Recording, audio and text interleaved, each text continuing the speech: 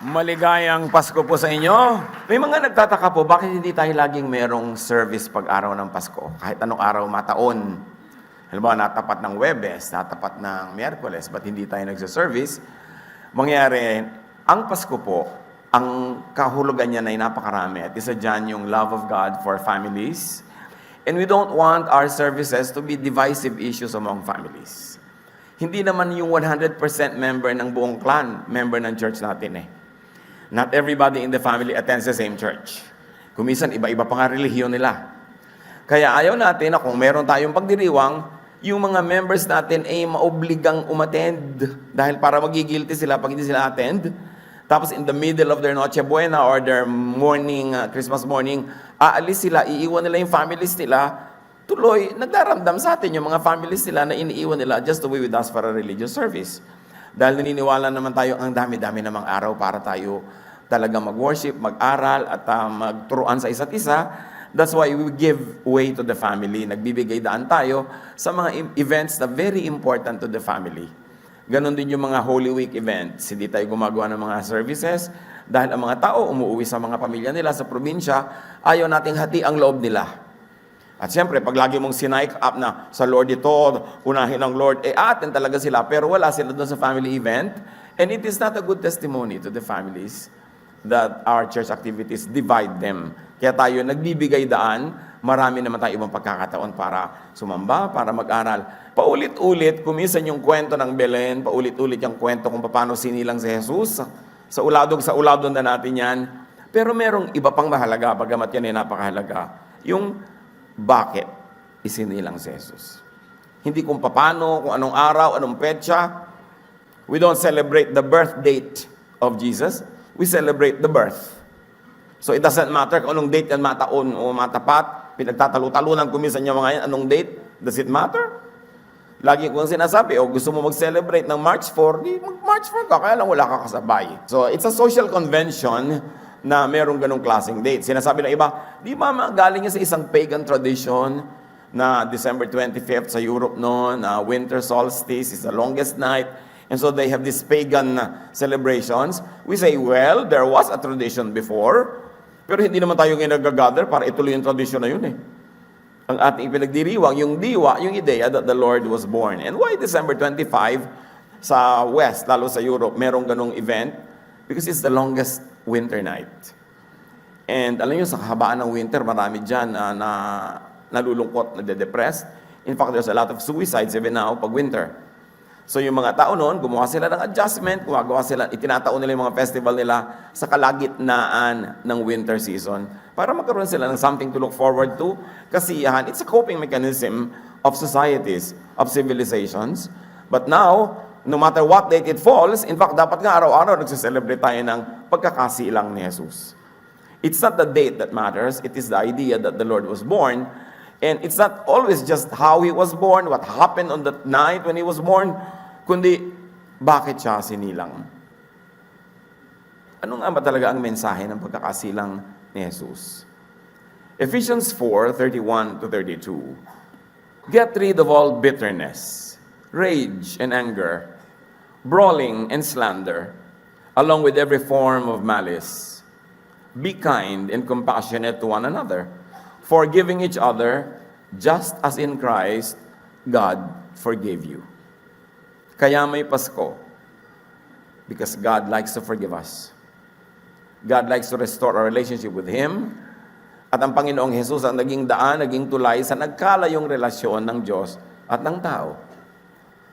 Kung araw-araw, taon-taon, nagpapasko tayo, pero meron pa tayong iniingat ang galit sa ating puso. Meron pa tayong mga kinikim-kim na sama ng loob. Meron pa tayong pinagtataniman ng galit. Meron pa tayong hindi kinakausap, kuminsan sa loob ng sarili nating bahay, habang kumakanta tayo ng Joy to the World. At kuminsan, kasamahan pa nga sa church, habang nagpupugad ang mga galit, sama ng loob at tampo sa ating puso, at nagtatagal siya doon, nababaliwala ang mensahe ng Pasko. Kasi ang Panginoon, ang gusto niya tayo ay mapatawad ng Ama, magpatawad tayo sa isa't isa, humingi tayo ng tawad sa ating mga kasalanan, kasi ang kakulangan ng pagpapatawad ay napakabigat na dalahin ng dibdib. Pag may galit ka, hindi makukompleto ang iyong saya. Pag nagkikimkim ka ng sama ng loob, hindi makukompleto ang iyong saya. Sa mag-asawa na may isa o pareho silang nagkasala sa isa't isa, pag hindi mo pinatawad completely, pero magkasama rin naman kayo araw-araw, matabang ang samahan. Napakla pa nga, sayang, nagsama pa, kulang ang saya. Kaya ang itinuturo talaga ng Panginoong Hesus, pagpapatawaran. So yan ang atin ngayong challenge at kaligayahan sa celebration ngayon. I like you to think of people na meron kayong pagkukulang sa kanila at magpasya kayong humingi ng tawad in any form, in any way, para matapos na yon. At kung meron na kayo naman yung galit, kayo may sama ng loob, magpatawad na tayo ngayon. Bigyan natin ng kahulugan ng ating pagsasama-sama ngayon na makalaya tayo sa lahat ng uri ng bigat. Bakit? Magpatawad tayo kasi Pasko naman. Panginoon, salamat po at may Pasko. At dahil dyan, maaari naming sariwain ang aming buhay, maaari naming pag-aralan ang aming mga ginagawa, at maaari naming ihanap ng liwanag ang aming mga kadiliman, ituwid ang aming mga kalikuan. Mangusap po kayo sa amin, para sa aming pagsasaya, maging malalim, maging malawak at mataas ang kahulugan, na ngayon magpapalaya kayo ng mga tao, Panginoon, mula sa mga samaan ng loob, mga galit, valid or not valid, but just the same, these negative feelings affect us. We like to surrender our hearts to you today. Bilang pagkilala ng dahilan kung ba't isinilang ang iyong anak na si Jesus. Kayong mangaral, kayo ang magpagaling at magpalakas sa amin upang gawin ang tamang gawin. Dalangin namin ang lahat ng ito sa ngalan ng iyong anak na si Jesus. The main message of Jesus is forgiveness and acceptance. Kaya dapat yun ang na-emphasize sa Pasko. Sa Pasko, hindi lang, anong ireregalo ko kanino, anong ireregalo ko, kundi sino ang dapat kong patawarin na dapat kong regaluhan ng tunay na regalo ng Pasko. Sino ang dapat kong tanggapan ng pagpapatawad at paano ko padadaliin sa kanya yon? Hihingi ba ako ng tawad? Magpapadala ba ako ng regalo? Magpapadala ba ako ng greetings? Para malaman niya, directly or indirectly, na ako'y humihingi ng tawad. Because the main message is forgiveness. God's forgiveness and acceptance of people through Jesus. Acts 13:38-39, I want you to know that through Jesus, the forgiveness of sins is proclaimed to you. Sa pamamagitan ni Jesus, ibinibigay ang pagpapatawad. At yun ang dahilan ng Pasko. Empty ang Pasko na walang kakambal na pagpapatawad at pagpapatawaran. Through Him, everyone who believes is set free from every sin. A justification you were not able to obtain under the law of Moses. So that's the reason. If people would have to obey the law of Moses to be free from sin, nobody could be free because nobody could obey. So Jesus was sent to obey the law of Moses in our behalf. And then, to go above it and to set us free from that law. Na napakalinaw na ginawa niya sa pagpapaalaya niya sa mga tao sa law of the Sabbath, sa mga law ng mga dietary laws, mga laws of physical cleanliness, etc., etc. So, pinapalaya tayo. Napakaraming mga batas ang sinunod niya in our behalf kasi hindi natin kaya sundin. At napakarami naman siya mga batas na in-update. Ginawa niya ang interpretation na very loving, very kind, para hindi na tayo laging kulang. Ang ginawa niya, the Lord reinterpreted the law. And the reinterpretation of Jesus is a loving interpretation. Kasi pwede maging unloving ang interpretation of the law. Pwede yan na maging cruel, pwede maging unkind, pwede ka mambato ng kapwa. But the Lord said, I give you one command and that is love. So dapat loving ang application. Pag hindi mo kayang i-apply in a loving way, well, charge it to history. May bago ng law na umiiral, the law of love.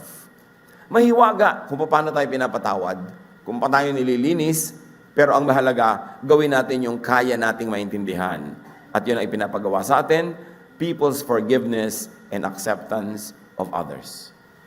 Hindi man natin lubos na maunawa kung paano umaandar yung method ng Panginoon sa pagpapatawad, ang alam natin ganito, pag nagpatawad ka sa kapwa mo, pinapatawad ka rin ng Diyos.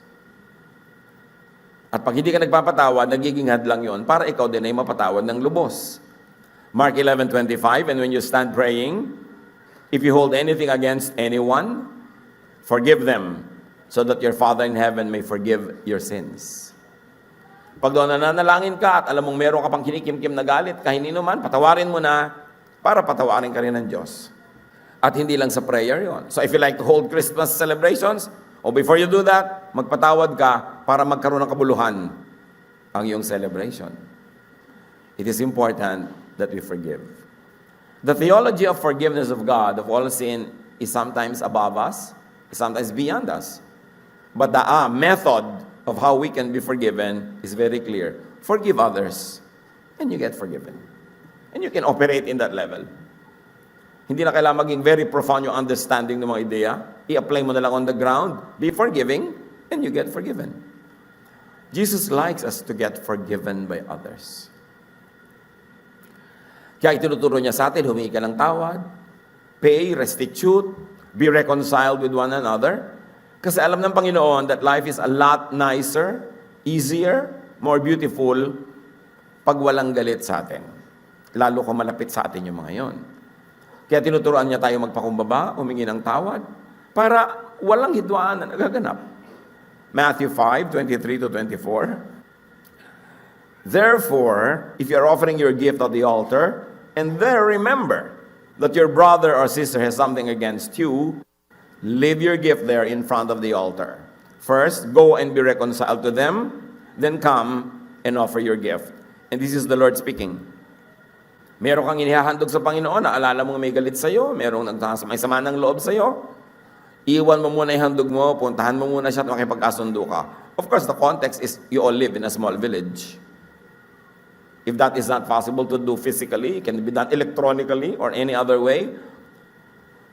But the important thing is this: as you do your religious activities, as you go through your spiritual development, never leave behind people who are angry at you, people whom you have wronged, or probably you have not even wronged but they think you've wronged them. Ang mahalaga is to clear the air, ayusin, yun ang requirement ng Diyos. Mahirap itong sundin. May mga religious leaders, teachers, kainam-inam magturo, very faithful sa ministry, mga musician, pero may mga kasamaan ng loob. Kaya naman, hindi natin nagalubos na nararanasan yung kumpletong pagpapala ng Diyos. Sundin na lang natin. Kung kahit na tayo nabe-bless, kaya meron tayong mga kagalit, nagagalit tayo, hindi tayo nagpapatawad, pero hindi natin alam what we're missing by not obeying God completely. Pinuturoan niya tayong humingi ng tawad at magpatawad, hindi para tayo kawawain. Alam niyang that is the best way to live. Lalo't kamag-anak mo, kasambahay mo, kasama mo sa bahay, kapamilya, katrabaho. Because whenever there is anger and there's lack of forgiveness, the air is poisoned. The water is poisoned. There's poison in your lives. Kaya ngayon pa lang, nais ko isipin, sino ba ang mga malapit sa buhay nyo na merong kung nangyari noon, totoo man o hindi, exaggerated man o hindi ang dumating sa inyo, pero nagalit kayo. Hanggang kailan nyo dadalhin yung galit na yan? Ilang Pasko na dadalhin nyo pa yan? Kumisa naman, kung naghihingalo na, nagpapatawaran din. Kung kailan may mga tubo-tubo na sa leg, hindi na makapagsalita, patawarin nyo na lang, agahan nyo na. Kasi sayang yung miles. Sayang yung buhay. Pupunta kayo sa mga reunion, hindi kayo nagpapansinan. Pupunta kayo sa mga okasyon, mahirap yung nakakapanigas ng leeg nang nagpapanggap kandi mo siya nakikita. So, padaliin ang buhay. Forgive others.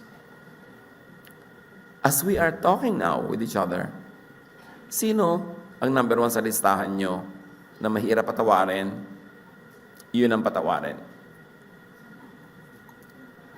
Para hindi sayang ang Pasko. Pag nagagalit ka naman, wala ka rin na-achieve eh. Tumataas ang presyon ng iyong dugo, bumibilis ang iyong palpitation, Tumataas din ang blood sugar ng mga galit. Yung mga negative feeling, very bad for the health. So, kaya gusto ng Panginoon, magpatawad ka na para gumaan ang iyong buhay. So, hindi pa rin ako binabayaran ng utang.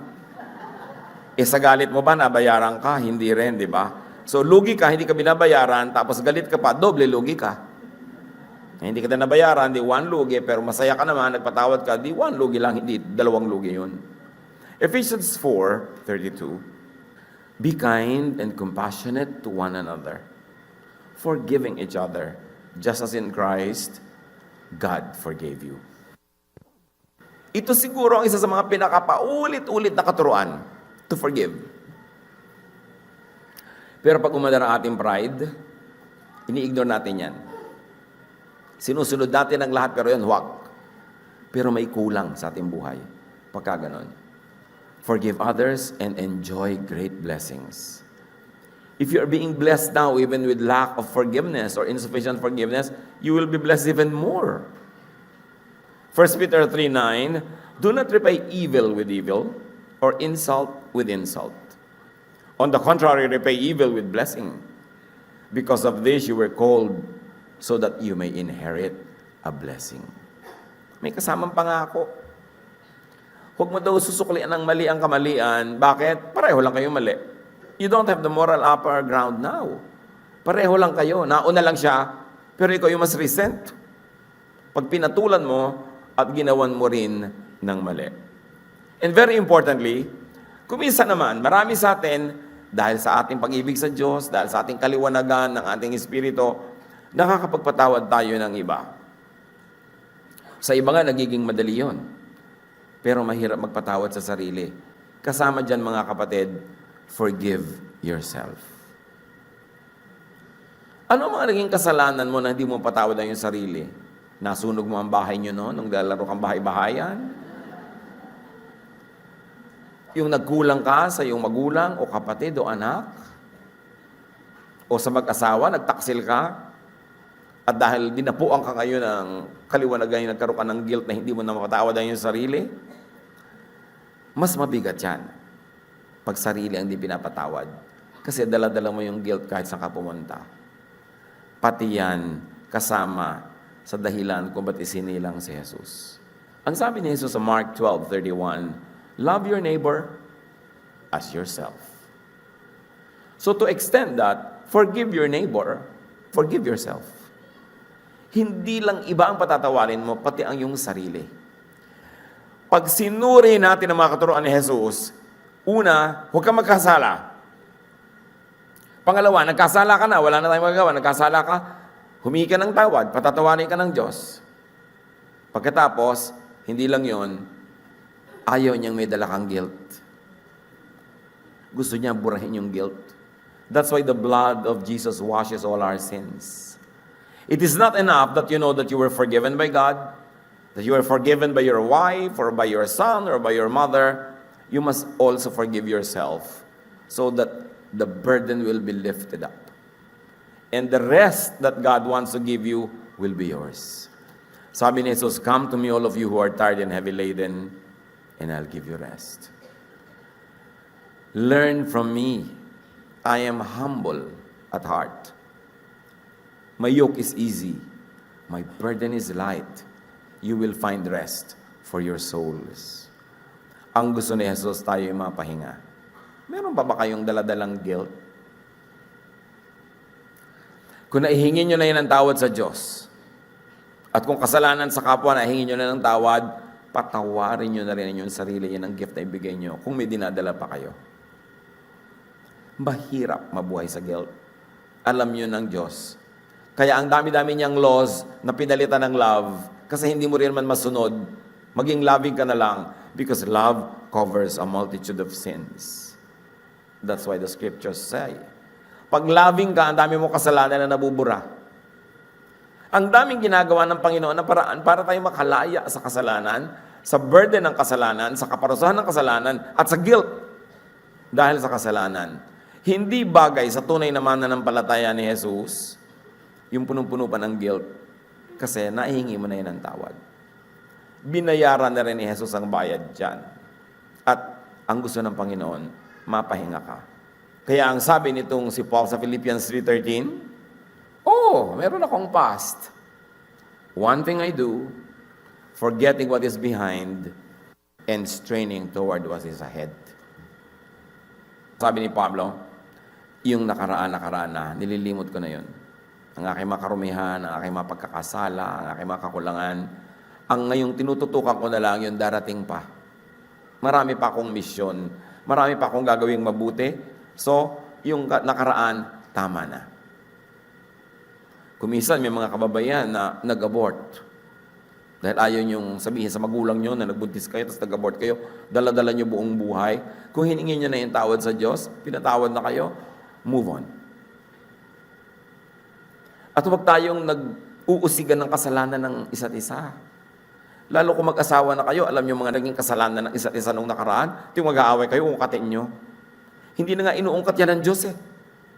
Sabi sa Bible, as far as the east is from the west, He takes our sins away from us. He takes our sins to the depths of the sea. Kasi nung araw, walang nakakarating sa ilalim ng dagat. So yun yung metaphor, yun yung talinghaga. Yung ibig sabihin lang, kung saan ka hindi nakakarating, doon dinadala ng Diyos. Kalayo ang iyong kasalanan para hindi ka nausigin pa. So dapat tayo magpatawaran at pag nagpatawad, maglimutan ng kasalanan. Nagkamali sa iyong anak, nagkamali ang magulang, nagkamali ang asawa, pero nagkasundo kayong ituloy ang buhay, magkasama pa kayo, nagpatawaran kayo, ay kalimutan nyo na ang pag-ukat-ungkat ng nakaraan. Brand new start. Para matamo natin yung pagpapalang gusto ng Diyos. Kapayapaan, katahimikan, at patuloy na pagmamahalan. Kasi mahirap namang mahalin yung sumbat ng sumbat sa iyo lagi. Nagagalit ka tuloy uli, makakagalit na naman kayo, lalaki ng lalaki yung gulo. So forgive others, forgive yourself, and enjoy peace.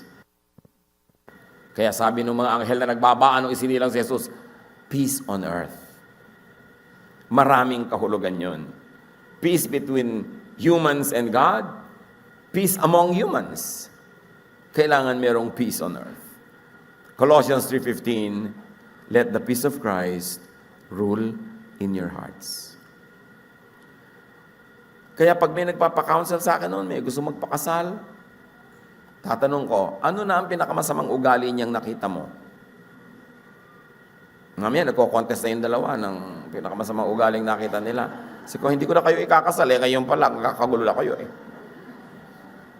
Pag magpapakasal kayo, tanggapin nyo na ang papakasalan nyo ay hindi perfect. Tanggapin nyo na ang papakasalan nyo ay may ugali, merong asal. Na kung nagkamali na yan sa inyong engagement period, alam nyo na yung range, pero maaaring may ilabas pa yung mga iba. Kung hindi ka handa na tanggapin yun, huwag ka magpakasal. Kasi maghihiwalay din kayo. Ang mag-asawa na napakatagal ng pagsasama, kamisan may kinakasal tayo na parang yung renewal of vows, 50 years, at tagal nun. Akala nyo, siguro ang bait-bait po ni Lolo, no? Kaya kayo nagtagal. Anak, ako ang mabait. Pinatawad ko lahat ang kabalbalan ng Lolo mo. Kumisa naman, gano'n naman yung Lolo, siya rin nagpapatawad. Pero ito, lahat ng nagtatagal magkasama, hindi dahil mabait ang isa't isa, nagpapatawad sila. Kaya pagpapatawad ang relationship natin sa Diyos, hindi singil, pagpapatawad. At kung tayo pinapatawad ng Diyos, sino naman tayo para hindi magpatawad ng iba? You don't burn the bridge over which you two must pass. And it is the bridge of forgiveness that is your way to God. So don't burn that same bridge to go against people na ayaw niyong tanggapin. Forgive others. Let the peace of Christ rule in your hearts.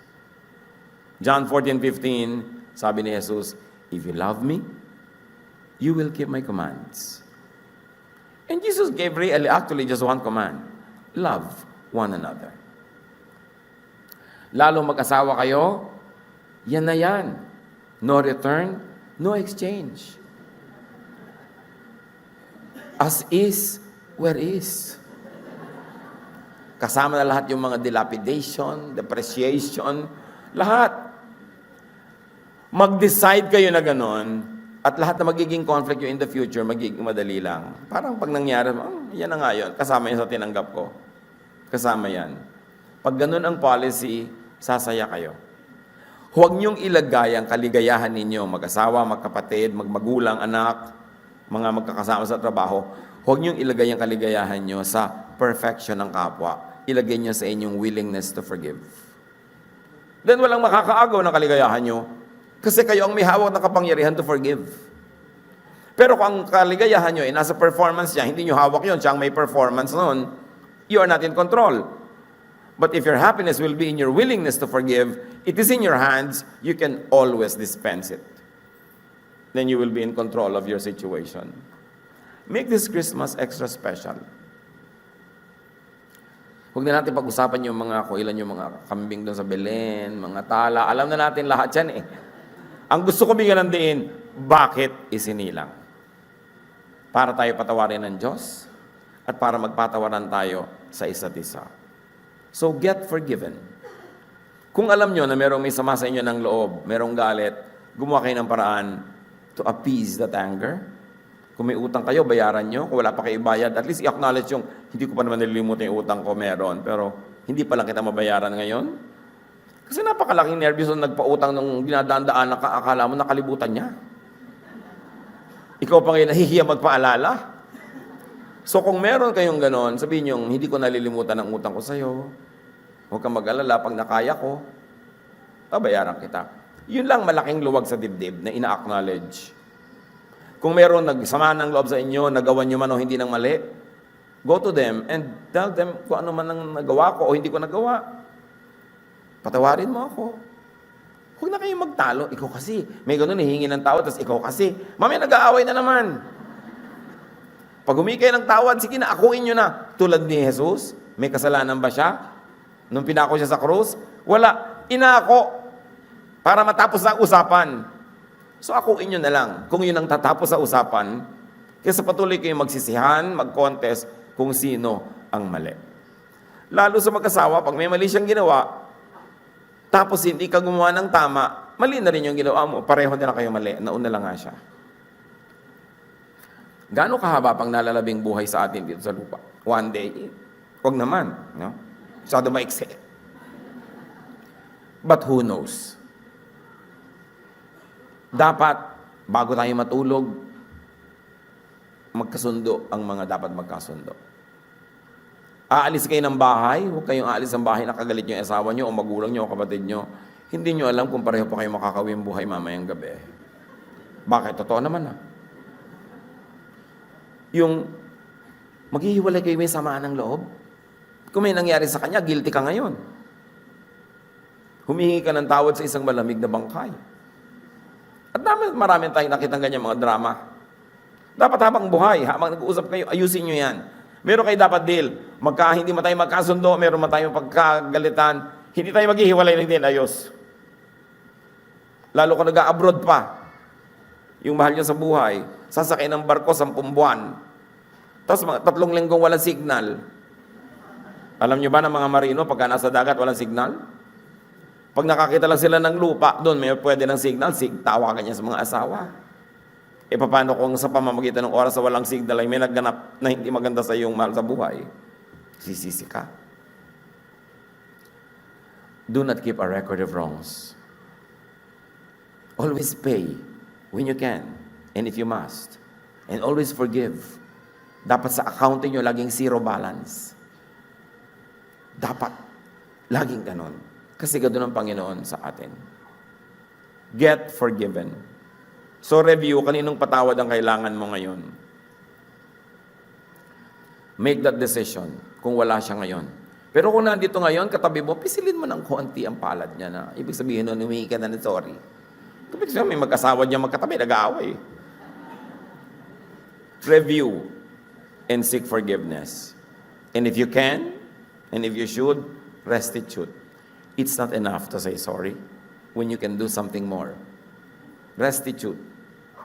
Isa pang review mga kapatid, sino ang dapat mong patawarin na? Yan, the power is in your hands. Mas madali. Forgive na. Ngayon na. Huwag mo na ipagpaliban. Huwag mo nang tagalan. Kasi pag natagalan yan, darating na naman ng mga ibong, mga padala ni Taning, aagawin na naman itong mga salitang narinig natin ngayon. Kailangan magpatawad ka na. At kung pwede mamaya, pagkatapos ng ating pagkasanambahan, i-text mo na. Kahit hindi mo sabihin clearly, pinapatawad na kita, just say something. Eat na ba you? O, di ba? Ibig sabihin lang nun, okay na kayo. Give something na parang antesipo para wala nang bawian na nakipag-usap ka na. Kung kailangan mo mag-text ka, makipag-usap ka, magpatawad, at huwag nang magalit, huwag nang magtampo, kung ikaw yung may tampo. Kung ikaw nga yung galit, the power is in your hands, kasi pwedeng ikaw magtanggal ng galit na yun eh. Mas mahirap kung siya galit sa'yo eh. Kaya mas madaling yung ikaw ang galit, na mas lumuwag na yung dibdib. Kasalanan mo na, pagkadala-dala mo pa, pero ikaw pala yung galit, kasi pwede mo nung alisin yung galit mo. Pwede ka magpatawad. The power is in your hands. Whatever it is, if you need to seek forgiveness, huwag nang mahiya at huwag nang magtagal. Huwag nang magmatigas ng loob. Mga kapatid, magpatawad na kayo. Humingi kayo ng tawad. Sige na, Pasko naman. Panginoon, salamat po dahil may Pasko. At dahil dito, meron kaming malaking paghuhugutan ng lakas para magpatawad, para humingi ng tawad, para ayusin na aming mga relasyon. Sa sandali ito mga kapatid ng katahimikan, makipag-ayos kayo sa Diyos kung merong dapat ayusin. Kung meron kayo hindi pinapatawad ng matagal, patawarin nyo na at sabihin nyo sa Lord, Lord, pinatawad ko na po. Yun ang report nyo sa Lord ngayong Pasko. At kung meron kayo dapat hinga ng tawad, make this firm resolve that you will do it as soon as you can. Lord, hear the prayers of your people. Ang dalangin namin, magpalaya kayo ng mga anak nyo na narito ngayon. Hindi aksidenteng narito sila, gusto mo silang palayain. Kung may bigat ng dibdib, kung may dinadala mga sama ng loob, at kung merong pagmamatigas at ayaw magpatawad, lahat kami, Panginoon. May our hardness melt in the presence of your love. May the dark parts of our soul be brightened up by your light. Tapunan mo ng liwanag, Panginoon, ang mga madidilim na bahagi namin buhay. Palakasin mo ang aming mga puso't isip na gawin ang tama. Makipagkasundo, magpatawad, humingi ng tawad. At kung meron man, hindi kailangan gawin to dahil wala silang galit. At kung meron man na walang nagagalit sa kanila at hindi nila kailangan humingi ng tawad, salamat sa napakagandang buhay na naipamuhay nila sa nakaraan. Subalit sa karamihan, Panginoon, kailangan namin na yung lakas para masunod ang lahat ng ito. At maging totoo sa aming buhay ang diwa ng Pasko. Magbulay-bulay, think of people that you have to forgive and forgive them now.